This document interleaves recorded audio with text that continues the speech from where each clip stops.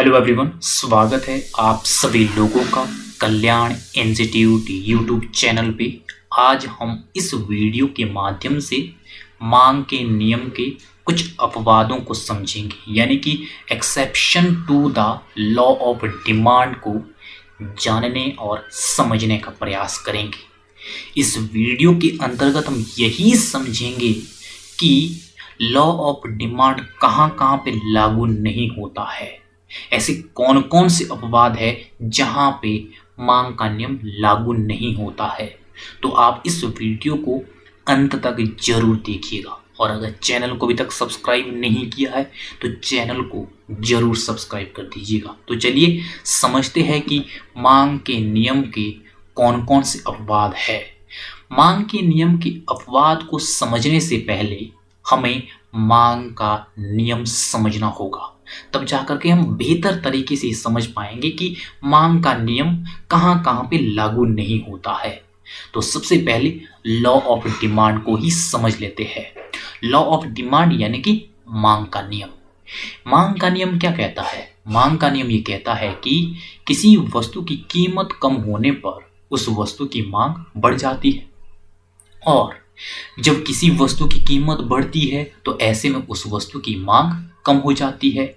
यानी कि law of demand ये कहता है कि किसी वस्तु की जो प्राइस है, प्राइस कम होने पर डिमांड बढ़ जाती है, और जब किसी वस्तु की प्राइस बढ़ जाती है तो ऐसे में उस वस्तु की डिमांड कम हो जाती है। यानी कि लॉ ऑफ डिमांड के अकॉर्डिंग ये होता है कि प्राइस इंक्रीज होने पर डिमांड डिक्रीज हो जाती है, और प्राइस डिक्रीज होने पर डिमांड इंक्रीज हो जाती है।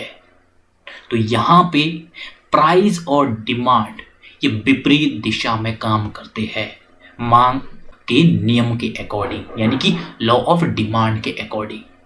अब हम इसके बाद ये समझेंगे कि जो ये लॉ ऑफ डिमांड है ये कहाँ पे किस जगह लागू नहीं होता है, और वही लॉ ऑफ डिमांड के अपवाद है, यानी कि मांग के नियम के अपवाद है, जिसमें कि सबसे पहला है युद्ध की स्थिति। जब जब युद्ध और आपातकालीन स्थिति का लोगों को पूर्वानुमान होता है तो ऐसे में लोग क्या करते हैं? ऐसे में लोग पहले से वस्तुओं का स्टॉक रखने लगते हैं। जब युद्ध और आपातकालीन स्थिति का लोगों को पूर्वानुमान हो जाए और तब ऐसे में किसी वस्तु की कीमतें बढ़ने लगे, तब भी उस वस्तु की डिमांड बढ़ने लगेगी, जिससे कि यहाँ पे लॉ ऑफ डिमांड लागू नहीं होता है। और दूसरा है मंदी। मंदी की स्थिति। मंदी के दौरान कीमतें कम होने पर भी लोग बहुत कम वस्तुएं खरीदते हैं, क्योंकि ऐसा इसलिए होता है उपभोक्ता की क्रय शक्ति यहाँ पे कम हो जाती है। मंदी का मतलब ये होता है कि लोगों के पैसों की जो वैल्यू है वो कम हो जाती है। जब पैसे की वैल्यू कम हो जाएगी तो लोगों की क्रय शक्ति भी कम हो जाएगी। तो ऐसे में मंदी के दौरान जब वस्तुओं की कीमतें कम भी हो जाए, उसके बावजूद भी लोग वस्तुओं को कम मात्रा में खरीदते हैं, क्योंकि मंदी के दौरान लोगों की जो क्रय शक्ति है वो क्रय शक्ति कम हो जाती है, क्योंकि मंदी की वजह से जो मुद्रा की क्रय शक्ति है उसमें गिरावट आती है। क्योंकि मंदी से किस तरह से ये इफेक्ट पड़ता है कि लोगों की जो मुद्रा है, मुद्रा की वैल्यू में गिरावट आती है। अब किसी वस्तु को खरीदने के लिए बहुत सारे पैसों की जरूरत पड़ेगी, चाहे मूल्यों में गिरावट क्यों ना आई हो वस्तुओं के। तो ऐसे में मंदी की स्थिति में लोगों की क्रय शक्ति में गिरावट आती है, जिसकी वजह से वस्तु की कीमतें कम होने पर भी लोग कम वस्तुओं को खरीदते हैं। तो यहाँ पे भी लॉ ऑफ डिमांड लागू नहीं होता है। और अगला है प्रदर्शन प्रभाव। ये प्रदर्शन प्रभाव है, यहाँ पर भी लॉ ऑफ डिमांड काम नहीं करता है। ये क्यों नहीं करता है? किस तरह से नहीं करता है? यदि उपभोक्ता दिखावटी उपभोग प्रभाव से वो प्रभावित हो, यानी कि लोग दिखावटी जीवन में यकीन करते हो, तो ऐसे में वे कीमत बढ़ने पर किसी वस्तु की, वो ऐसी वस्तु की वो खरीदना पसंद करेंगे और उनकी डिमांड बढ़ जाएगी। जब कोई उपभोक्ता दिखावटी उपभोग से वो प्रभावित होता हो, तो ऐसे में जब किसी वस्तु की कीमत बढ़ती है तो लोग खरीदते हैं, उसकी डिमांड बढ़ती है, और जब उन वस्तु की कीमतें कम होती है तो उनकी डिमांड कम हो जाती है। ये ऐसी स्थिति एक फैशन की वस्तुओं पर देखा जाता है।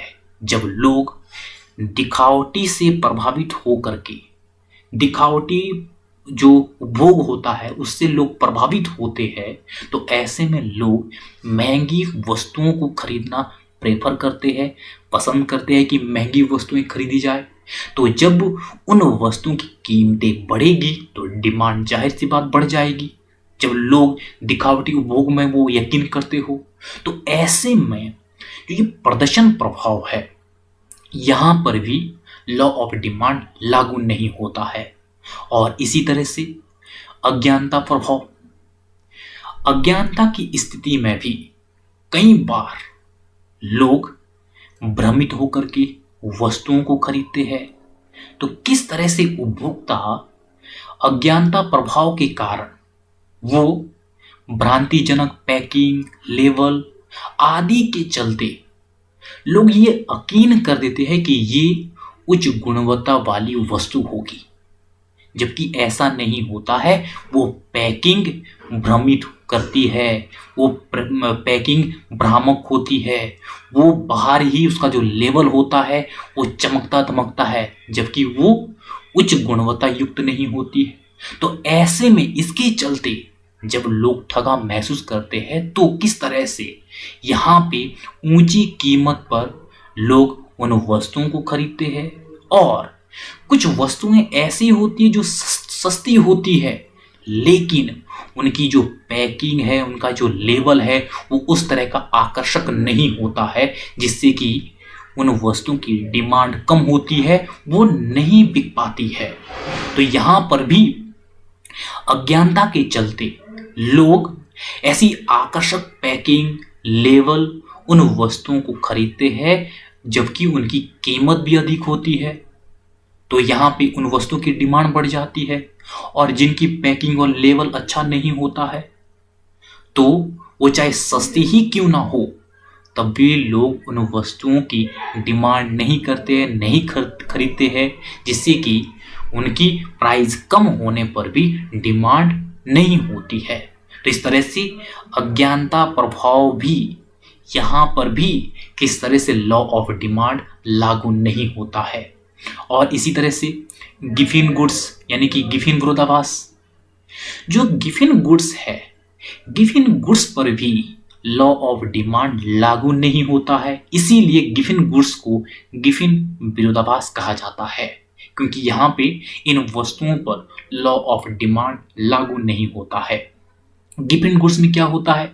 गिफिन गुड्स में कीमतें जब बढ़ती है तो इनकी डिमांड यानी कि मांग बढ़ जाती है, और जब गिफिन गुड्स की कीमतें कम होती है तो इसकी डिमांड भी कम हो जाती है।